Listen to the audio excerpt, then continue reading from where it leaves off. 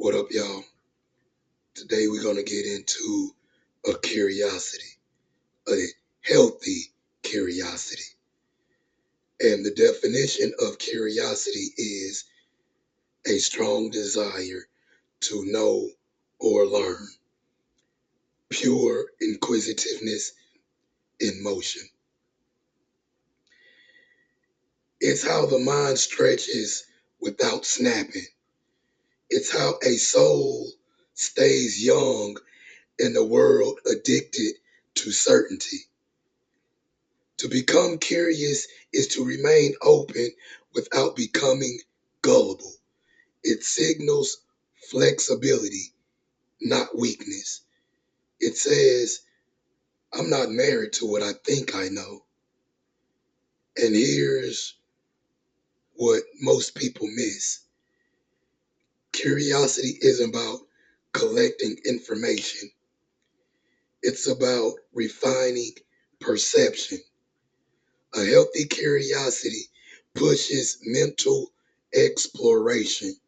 You don't just stay at surface level when coming across new information. It leads also to self-discovery. It deepens relationships also because genuine interest in others builds real bonds. I'm going to say that again for the people in the back. Genuine interest in others builds real bonds. You ask questions to understand, not to argue, not to have something to say, not to rebuttal, and definitely not to prove a point. You can sit with saying, I don't know, and not panic because for some reason, when people have to say, I don't know, I think it makes them feel less than, stupid, unintelligent, or whatever else the case may be. But it's crazy. And when you come to an I don't know and not panic, you get to investigate patterns instead of memorizing facts to just go off in your own time some other place and just regurgitate what you done heard or what you've learned, right? Because when we get into curiosity, the most curious people are often called skeptics,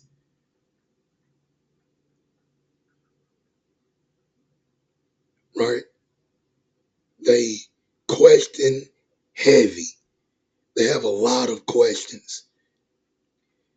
They are usually experience driven, people speaking from experience rather than speaking from a textbook or an online article. And these individuals are unwilling to accept claims on trust alone. They're on the quest for answers, knowledge, and lived truth. In numerology, curiosity belongs to the number seven. Seven is the seeker of meaning, not just answers. It isn't satisfied with what can be seen or touched alone. That's part of it, but that's not the end all be all.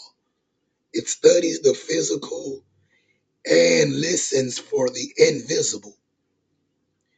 This is why Seven, also, when we get into a deeper form of numerology, it also is tied to a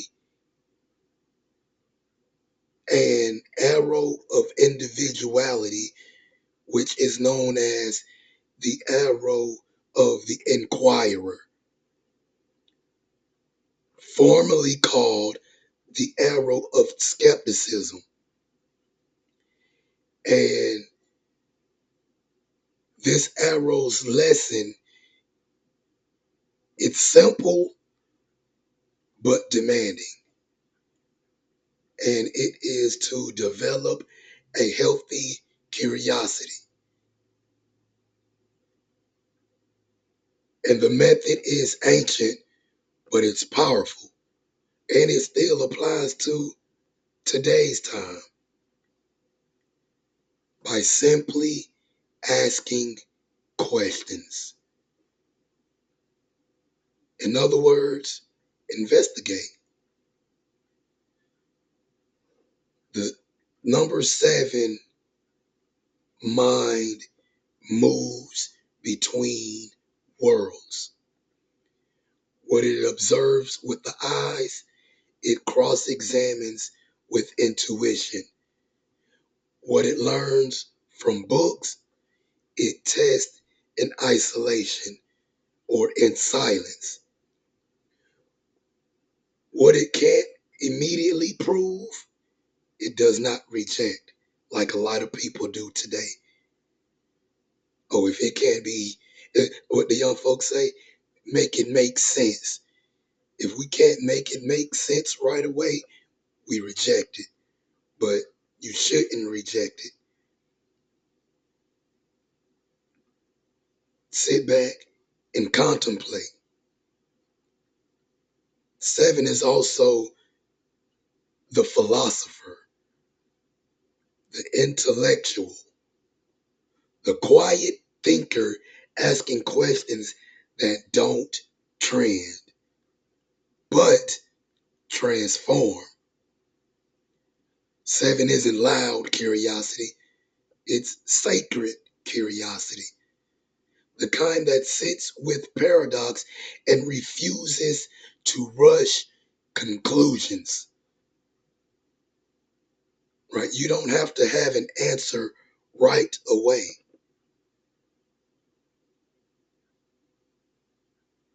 Where other numbers gather data, seven seeks understanding. Where others chase certainty, seven explores mystery. It knows wisdom doesn't always shout. Sometimes it whispers. But here's the checkpoint every strong seven must face. Curiosity can turn into isolation if it never returns to the world. But I know what you're saying. We grow in isolation, and you're right. But did you hear the part when I said, if it never returns to the world? Knowledge without integration becomes a tower, not a bridge. This is what curiosity does. It bridges, it doesn't just be off up in the tower like Rapunzel, waiting to be rescued. A healthy seven curiosity learns when to descend from the mountain, to share, to teach, to test insights in real life. Because if you just stay up there on that mountaintop, who's going to get what you've learned? because the things we learn, we must share with others. We must teach others, right? The true philosopher isn't the one who knows the most, it's the one who keeps asking better questions. And a true skeptic, they accept nothing blindly. They investigate for themselves. But once convinced of truth, they commit with unwavering conviction. And that, my friends, is curiosity at its highest form. So I'm going to leave you with 5 homework questions.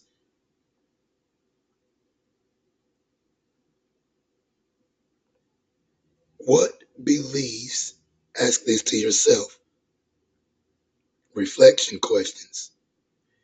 What beliefs do I currently hold that I've never personally investigated? Who handed them to me and why did I accept them? Number 2, when I ask questions, am I seeking understanding or trying to defend my position? What am I afraid of? What am I afraid would happen if I were wrong?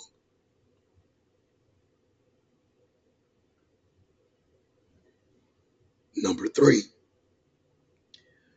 where in my life do I avoid saying, I don't know? What certainty am I clinging to that might be limiting my growth?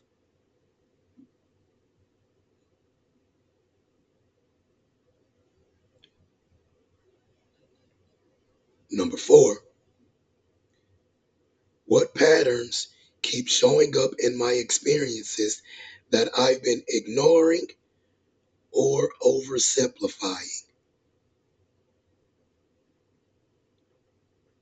What might they be trying to teach me?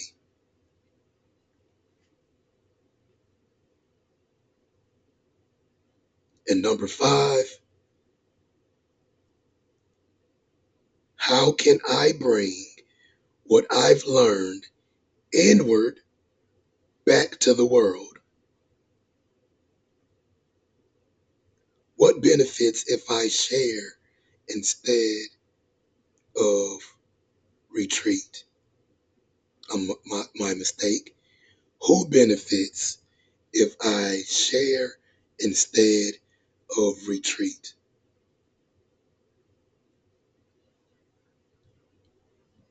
And for those overachievers out there, I got a bonus question for you. Is my curiosity helping me connect or giving me an excuse to hide?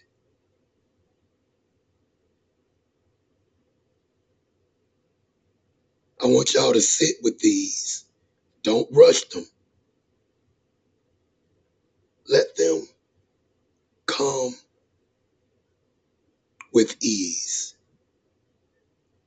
because 7 likes silence. Thank y'all for joining me. And until next time, you're all stars, so shine like